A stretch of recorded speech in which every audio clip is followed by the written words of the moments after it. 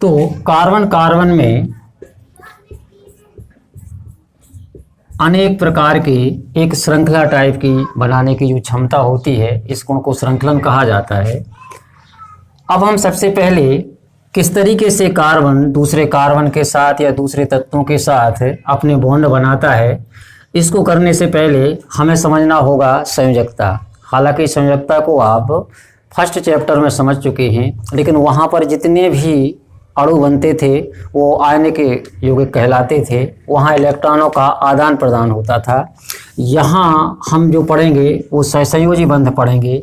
यहाँ इलेक्ट्रॉनों का आदान प्रदान नहीं होगा, बल्कि इलेक्ट्रॉनों की पार्टनरशिप होगी, साझेदारी होगी। तो इस चीज़ को समझने से पहले हमें समझना होगा फिर से संयोजकता।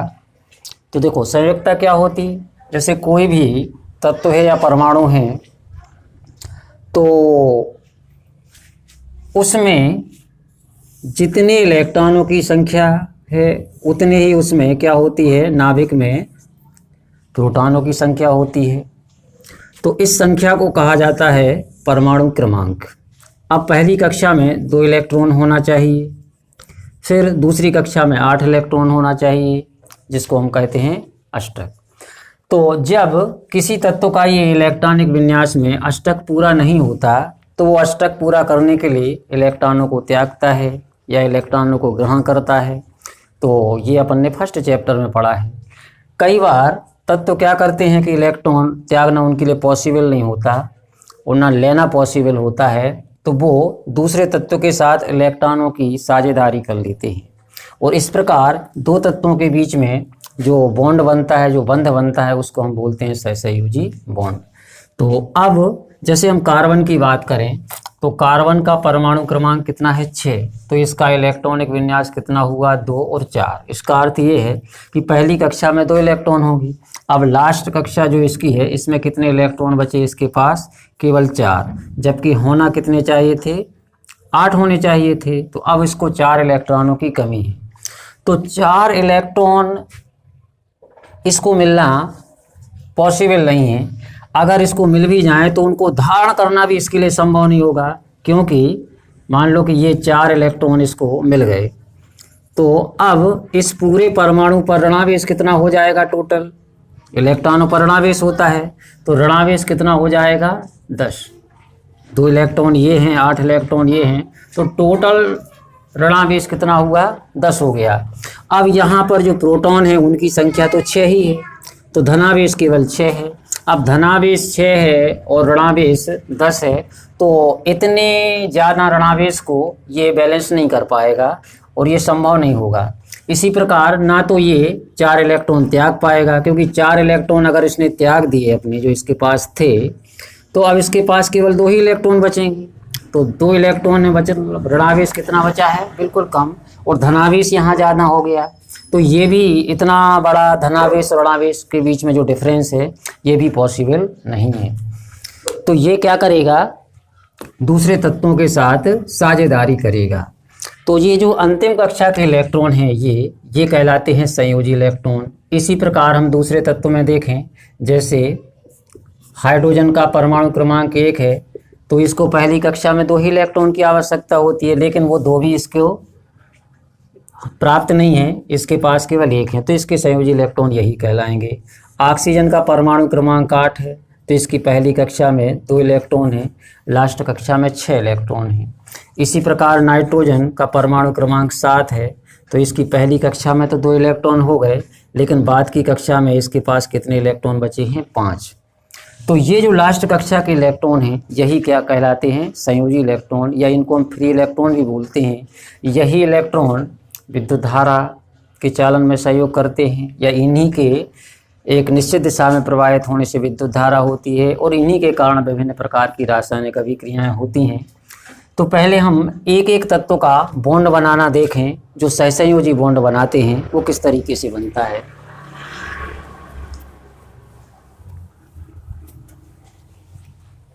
तो हम शुरुआत करते हैं हाइड्रोजन से कि H2 अणु किस तरीके से बनता है।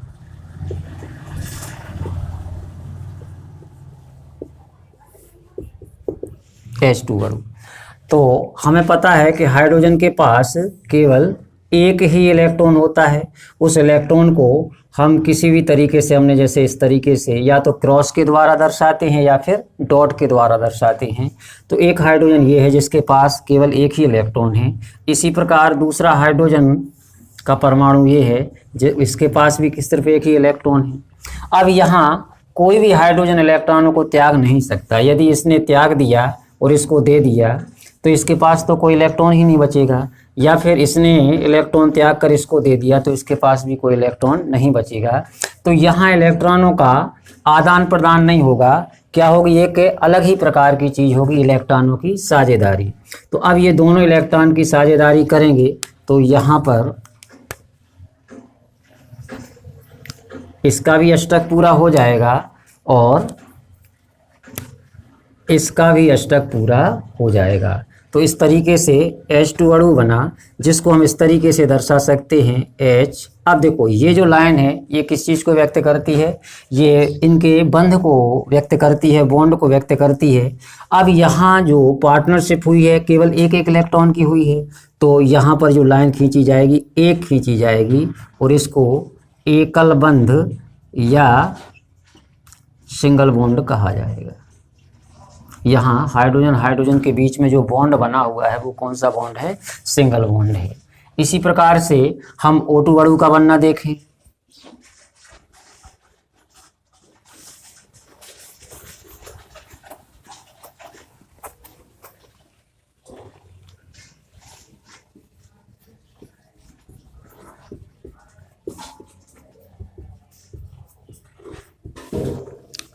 तो अब O2 का अणु का बनना, तो हमें पता है कि जो ऑक्सीजन होता है उसका परमाणु क्रमांक कितना होता है? 8। तो पहली कक्षा में 2 इलेक्ट्रॉन होने के बाद अब उसके पास कितने इलेक्ट्रॉन बचेंगे? मात्र 6। तो जो 6 इलेक्ट्रॉन है पहले इसको एक एक इलेक्ट्रॉन के रूप में रख दीजिए, ठीक है। अब ये 6 इलेक्ट्रॉन हैं, अभी इसके पास 4 हुए हैं, तो जैसे मान के चलो एक इलेक्ट्रॉन यहाँ हो गया और एक इलेक्ट्रॉन ये हो गया। अब एक इसके 2 इलेक्ट्रॉन ऐसे बचे हैं जो कि कैसे हैं? अयुग्मित हैं। तो अब हम इस इलेक्ट्रॉन को भी इसी तरफ दर्शा दे रहे हैं। हालांकि ये अनपेयर्ड इलेक्ट्रॉन है जिनकी जोड़ी नहीं बनी है। तो अब यहाँ पर ये ऑक्सीजन है और यही स्थिति दूसरे ऑक्सीजन परमाणु की होगी कि उसके पास भी 2 अयुग्मित, ये वाले जो इलेक्ट्रॉन है इनका पेयर बना हुआ है, इनका पेयर नहीं बना है। जो उसको हमने इस तरफ लिखा था उसको हमने इस तरफ शो कर दिया है कि ये एक इलेक्ट्रॉन यहाँ पर है और इस तरफ एक इलेक्ट्रॉन जो अयुग्मित था वो यहाँ इस तरफ है। तो अब ये दोनों क्या करेंगे? बॉन्ड बनाएंगे, ठीक है। अब जब इनके बीच बॉन्ड बनेगा तो अब इनका अष्टक पूरा हो जाएगा। इसका भी अष्टक पूरा हो गया। इसके पास टोटल इलेक्ट्रॉन कितने हो गए? अब 1 2 3 4 5 6 7 8, इसके भी 8 पूरे हो गए और इसका भी अष्टक पूरा हो गया। इस तरीके से O2 अणु बन गया और ऑक्सीजन ऑक्सीजन परमाणुओं के बीच में जो बॉन्ड है ये बॉन्ड कौन सा है? डबल बॉन्ड है यहाँ पर। तो इसको हम क्या बोलेंगे? द्विबंध।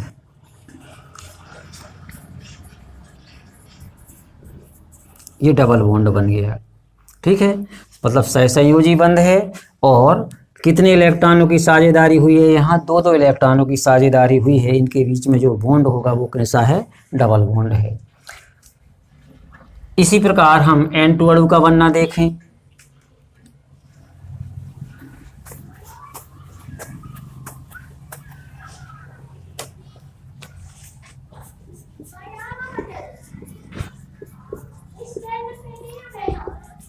N2 अणु का बनना, तो नाइट्रोजन का परमाणु क्रमांक कितना होता है? 7। तो नाइट्रोजन के पहली कक्षा में 2 इलेक्ट्रॉन होंगे तो अंतिम कक्षा में फिर कितने इलेक्ट्रॉन बचेंगे उसके? 5। तो अब एक इलेक्ट्रॉन मान के चलो हमने यहाँ कर दिया इसका, तो इसका तो पेयर बना है, ये बॉन्ड नहीं बनाएगा। लेकिन ये जो 3 इलेक्ट्रॉन बचे हुए हैं इसके, जिनकी जोड़ी नहीं बनी है, अयुग्मित इलेक्ट्रॉन हैं, ये दूसरे नाइट्रोजन के साथ इलेक्ट्रॉनों की साझेदारी करेंगे। दूसरा नाइट्रोजन होगा तो उसकी भी यही स्थिति बनेगी। उसके जो एक जोड़ी इलेक्ट्रॉन है उनका तो पेयर बना हुआ है, लेकिन ये जो 3 इलेक्ट्रॉन बचे हुए हैं इनका पेयर नहीं बना हुआ है, ठीक है। तो अब ये आपस में क्या करेंगे, साझेदारी। तो इसको यहाँ दिखाने के लिए हम क्या करते हैं कि ये जो अयुग्मित इलेक्ट्रॉन है इनको भी जैसे मान के चलो हमने इसी तरफ शो कर दिया, इसको भी हमने इसी तरफ दिखा दिया, इस वाले इलेक्ट्रॉन को हमने यहाँ दिखा दिया और इस वाले इलेक्ट्रॉन को यहाँ। तो ये आपस में बॉन्ड बनाएंगे। तो अब यहाँ पर बॉन्ड बनेगा जब, सॉरी इसको हमने मिटाया नहीं है, ये इस तरीके से बनेगा। तो यहाँ इसका भी अष्टक पूरा हो गया और इस तरीके से इसका भी एक प्रकार से अष्टक पूरा हो गया, क्योंकि इलेक्ट्रॉनों की साझेदारी है। तो अब देखो यहाँ पर जो N2 अणु बना है, N2 अणु बना है, तो इसमें नाइट्रोजन और नाइट्रोजन के बीच में कौन सा बॉन्ड बन रहा है, 3 इलेक्ट्रॉनों की साझेदारी है ये। तो यहाँ नाइट्रोजन के परमाणुओं के बीच में जो बॉन्ड बना हुआ है वो कौन सा है, ट्रिपल बॉन्ड है। इसको हम क्या बोलेंगे, ट्रिपल बॉन्ड, त्रिबंध ये। अब इसके बाद कुछ और अणुओं का बनना देखें, जैसे अमोनिया का। यहाँ तो जितने अणु बने हैं वो एक ही प्रकार के परमाणुओं से बने हैं। अब हम कुछ अलग अलग प्रकार के परमाणुओं से बनने वाले अणुओं पर चर्चा करेंगे, जैसे NH3 का बनना। NH3 क्या होता है, अमोनिया होता है, ये अमोनिया है। तो अब नाइट्रोजन ये है और नाइट्रोजन के पास कितने अयुग्मित इलेक्ट्रॉन हैं, हमें पता है कि लास्ट कक्षा में उसके 5 इलेक्ट्रॉन हैं। तो पहले 5 इलेक्ट्रॉन को इस तरीके से हमने व्यवस्थित कर लिया। अब एक का तो पेयर बन जाएगा, बाकी के 3 बचे हुए हैं, ये अयुग्मित है, ये अयुग्मित है और ये अयुग्मित है, मतलब जिसका युग्म नहीं बना है जोड़ा। तो ये क्या करेगा, 3 हाइड्रोजन के साथ इसको पेयर बनाना पड़ेगा। एक हाइड्रोजन ये है और ये क्रॉस के द्वारा हमने इसके इलेक्ट्रॉन को दर्शाया है। एक हाइड्रोजन मान के चलो ये है, ये वाला, और एक हाइड्रोजन ये है, ये इसका एक इलेक्ट्रॉन है। तो अब हाइड्रोजन के पास भी पूरे 2 इलेक्ट्रॉन नहीं है, उसको पहली कक्षा में 2 इलेक्ट्रॉन की आवश्यकता होती है लेकिन 2 नहीं है। नाइट्रोजन को अपनी कक्षा में 8 इलेक्ट्रॉन चाहिए लेकिन 8 नहीं है। तो अब यहाँ इस तरीके से इनके बीच में एक बंध बनेगा, तो हाइड्रोजन का इलेक्ट्रॉनिक विन्यास भी क्या हो जाएगा, पूरा हो जाएगा। और अब यहाँ पर नाइट्रोजन की भी कमी पूरी हो जाएगी इस तरीके से। तो नाइट्रोजन के पास भी अब इलेक्ट्रॉनों की संख्या 1 2 3 4 5 6 7 8 हो गई, और हाइड्रोजन को 2 इलेक्ट्रॉनों की आवश्यकता थी, वो भी पूरी हो गई। तो इस तरीके से NH3 बना। और यहाँ पर नाइट्रोजन ने हाइड्रोजन के साथ जो बॉन्ड बनाया है वो सिंगल बॉन्ड ही है, एक इलेक्ट्रॉन की साझेदारी हुई है। तो इनके बीच में जो बॉन्ड बना वो किस तरीके का बॉन्ड बना है, सिंगल बॉन्ड ही बना है।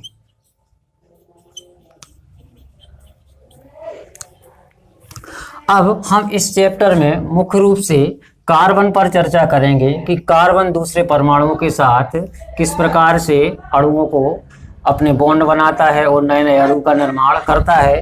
तो अब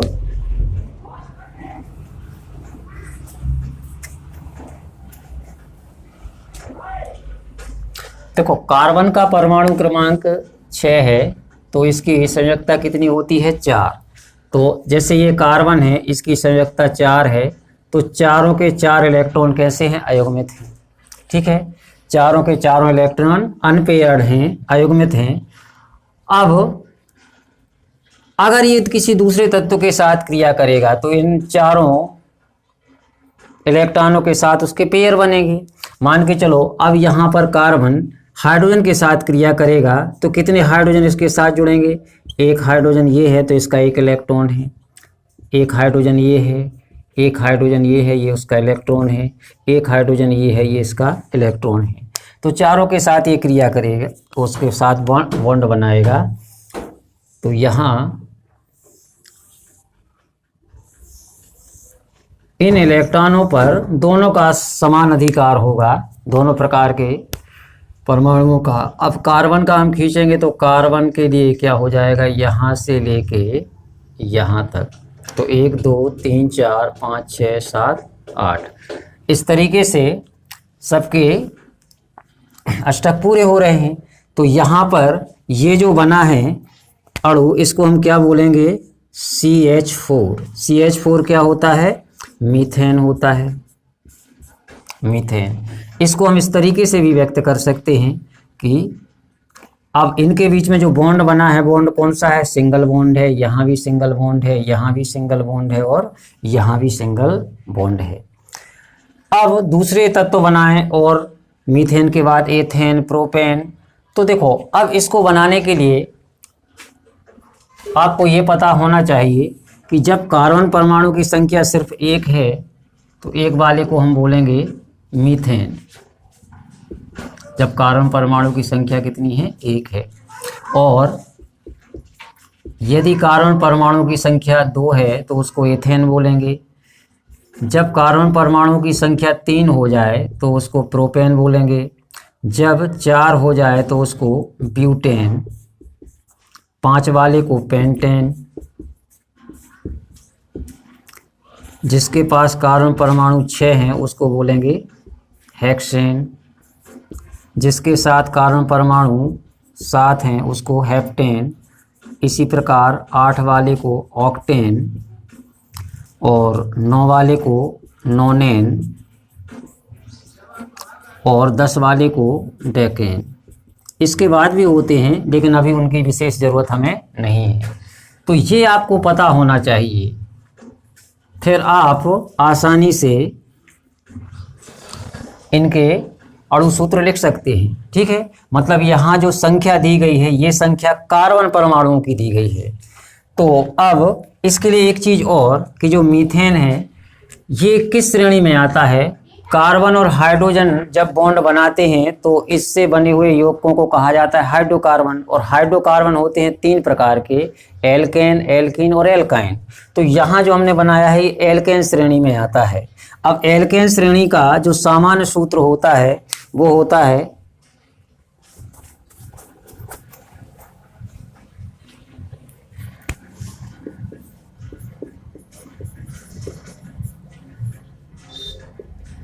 CnH2n+2। ये होता है सामान्य सूत्र। हम इसी आधार पर एल्केन श्रेणी के जितने भी यौगिक हैं उनके अणु सूत्र लिखेंगे। जैसे अभी हमने मीथेन का किया था, अब जैसे हम एथेन करना चाहते हैं, एथेन, तो एथेन का अणु सूत्र हमें लिखना है। तो एथेन में कार्बन परमाणु की संख्या कितनी है? 2। तो यहाँ n बराबर कितना हो गया? 2। तो n के स्थान पर हमने 2 किया और यहाँ 2n है और n बराबर 2 है मान, और यहाँ +2 फार्मूले में ही है इसके। तो C2 यहाँ पर कितने हो गए? 4 + 2 बराबर ये कितना आ गया? C2H6। मतलब एथेन का जो अणु सूत्र है वो कितना हो गया? C2H6। अब ये C2H6 ये तो हो गया अणु सूत्र। इसका संरचना सूत्र हमें लिखना है। तो कार्बन परमाणु कितने हैं? 2। तो हमने 2 कार्बन लिखे। अब इन कार्बन की संयोजकता जो होती है, मतलब जो इनके फ्री इलेक्ट्रॉन्स हैं, वैलेंसी इलेक्ट्रॉन हैं, उनको हमने चारों तरफ प्रदर्शित किया। ये 4 इलेक्ट्रॉन हो गए इनके। तो देखो यहाँ ये वाले जो इलेक्ट्रॉन है कार्बन कार्बन के, ये आपस में सिंगल बॉन्ड बना लेंगे। तो एक बॉन्ड तो कार्बन और कार्बन के बीच में बन गया। अब 3 इसके अयुग्मित बचे हैं और 3 इसके अयुग्मित बचे हैं। तो जो अयुग्मित इलेक्ट्रॉन बचे हैं अब ये बॉन्ड बनाएंगे किसके साथ? हाइड्रोजन के साथ। तो यहाँ हाइड्रोजन कर दो, यहाँ हाइड्रोजन कर दो, यहाँ हाइड्रोजन कर दो, यहाँ हाइड्रोजन कर दो और यहाँ हाइड्रोजन कर दो। अब इन हाइड्रोजन का एक एक इलेक्ट्रॉन भी होगा, एक इसका, एक इसका और एक इसका और एक इसका। तो अब देखो ये यहाँ से हाइड्रोजन का भी इलेक्ट्रॉनिक विन्यास पूरा हो रहा है, इसका भी इलेक्ट्रॉनिक विन्यास पूरा हो गया, इसका भी इलेक्ट्रॉनिक विन्यास पूरा हो गया, इसका भी इलेक्ट्रॉनिक विन्यास पूरा हो गया। ठीक है। और अब यदि हम कार्बन की बात करें तो यहाँ पर कार्बन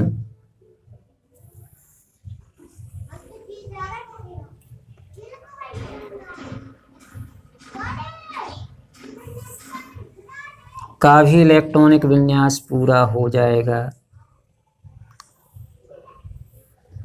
इस तरीके से 1 2 3 4 5 6 7 8, और इस कार्बन को देखें तो 1 2 3 4 5 6 7 8। ये हो गया इसका संरचना सूत्र, मतलब ये C2H6 इसका अणु सूत्र है और ये क्या है, इसका संरचना सूत्र है।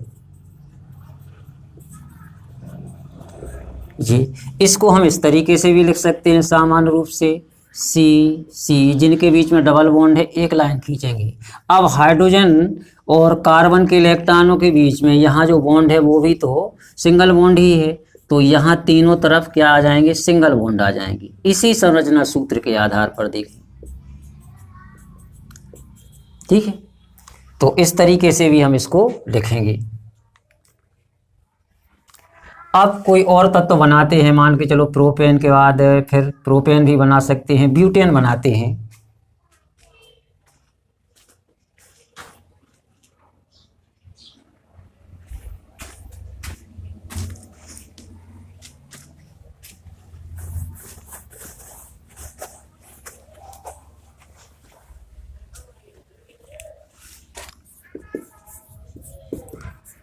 तो ब्यूटेन का अणु सूत्र हमें लिखना है। ब्यूटेन में कार्बन परमाणु की संख्या कितनी होगी, 4। तो हम कार्बन परमाणु की संख्या n के स्थान पर कितनी लिखी, 4। अब ये फार्मूला है हमारा 2n, तो यहाँ कितने हो जाएंगे, 2 का गुणा 4 में होगा, फिर यहाँ +2 है, तो ये हो जाएगा C4, और यहाँ कितना आ जाएगा 8 + 2 बराबर C4, और यहाँ हाइड्रोजन परमाणुओं की संख्या कितनी हो जाएगी, 10। तो ये हो गया ब्यूटेन का अणु सूत्र। अब हमें इसकी डॉट संरचना को दर्शाना है, तो 4 कार्बन हैं, तो चारों कार्बन को पहले लिखिए, 4 कार्बन हमने ये लिखी, ठीक है। अब चारों कार्बन की संयोजकता लिखिए। इसकी संयोजकता मतलब इसका जो इलेक्ट्रॉन होंगे, अयुग्मित इलेक्ट्रॉन, ये 4 ही हैं, तो ये 4 इसके हो गए, 4 इलेक्ट्रॉन इसके हो गए, 4 इलेक्ट्रॉन इसके हो गए, ये हमने लिख दिया। अब पहले कार्बन और कार्बन के बीच में जहाँ बॉन्ड बन सकता है वो बॉन्ड बना दीजिए। देखो यहाँ पर बन रहा है बॉन्ड कार्बन और कार्बन के बीच में, एक बॉन्ड ये बन गया, एक बॉन्ड ये बन गया, एक बॉन्ड ये बन गया। तो पहले हमने कार्बन कार्बन के बीच में बॉन्ड बना दिया जो कि सिंगल बॉन्ड है। ये बॉन्ड कैसे हैं, सिंगल बॉन्ड हैं। अब इसके बाद देखो इसके पास कितने अयुग्मित इलेक्ट्रॉन बचे हुए हैं, 3। इसके पास केवल 2 हैं, इसके पास केवल 2 हैं, और इसके पास भी 3 अयुग्मित इलेक्ट्रॉन हैं।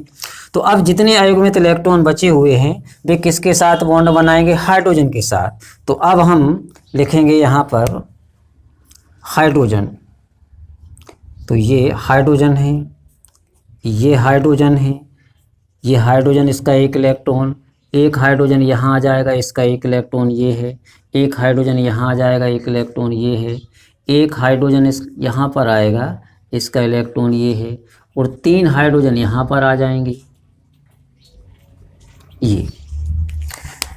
तो देखो अब ये जब बॉन्ड बनाएंगे तो हर जगह केवल सिंगल बॉन्ड बन रहा है, यहाँ इनके बीच, इनके बीच, इनके बीच एक एक इलेक्ट्रॉन की साझेदारी है, मतलब इनके बीच जो बॉन्ड बन रहा है वो कैसा है, सिंगल बॉन्ड बन रहा है।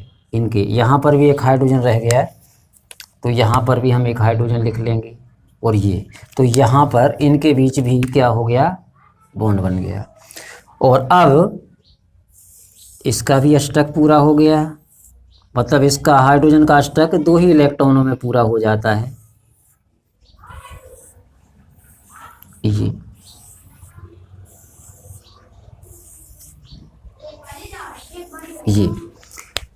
अब हम कार्बन का अष्टक देखें तो 1 2 3 4 5 6 7 8, इसका अष्टक पूरा हो गया ये। इस कार्बन का अष्टक किस तरीके से पूरा होगा, इस तरीके से। ये जो कार्बन है इसका अष्टक किस तरीके से पूरा होगा,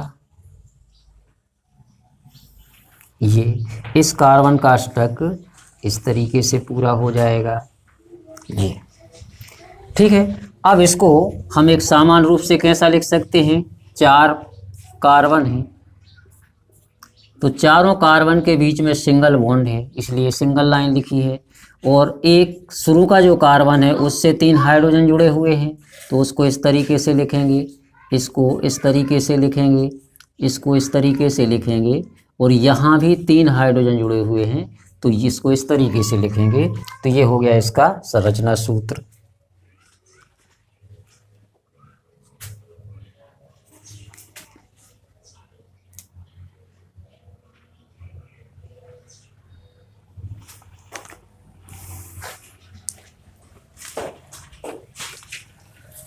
और भी हम अपने तरीके से पेंटेन, हेक्सेन, हेप्टेन इनके अणु सूत्र बना सकते हैं, लेकिन आपको उसके लिए इन कार्बन परमाणुओं की संख्या याद रखना है और एल्केन श्रेणी में जितने आते हैं उनका सामान्य फार्मूला क्या है उसको याद रखना है।